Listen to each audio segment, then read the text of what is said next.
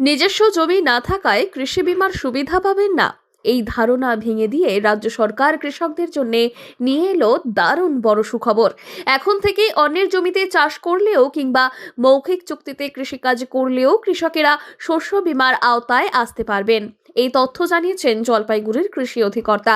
তিনি জানান, জমিহীন চাষিদের আর হতাশ হওয়ার কারণ নেই। গ্রামের প্রধানের দেওয়া প্রামাণ্য নথি এবং কৃষকের অ্যানেক্সার 7 অর্থাৎ 7 নম্বর ফর্ম জমা দিলেই পাওয়া যাবে কৃষি বীমার সুবিধা।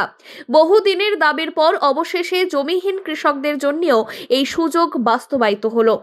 তার সাথে প্রধানের সার্টিফিকেট দিয়ে তারা অ্যাপ্লাই করতে পারে। যাদের জমি কাগজপত্র কি ফর্ম বলুন? ঠিক আছে, অ্যানেক্সার 7 7 নম্বর ফর্ম। কাদের জন্য এটা?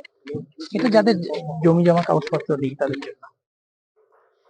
রবি মরশুমে শস্য বীমা আরও বৃহত্তর পরিসরে পৌঁছে দিতে জেলা জুড়ে ইতিমধ্যেই প্রচার শুরু করেছে কৃষি দফতর।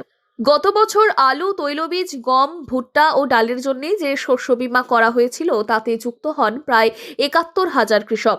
এবছর সেই লক্ষ্যমাত্রা ধরা হয়েছে প্রায় ৮০,০০০। জলপাইগুড়ি জেলায় গম চাষে আগ্রহ বেড়েছে বিস্ময়কর হারে। আগে ২৫০ থেকে এখন তা বেড়ে দাঁড়িয়েছে ১৮,০০০-এ।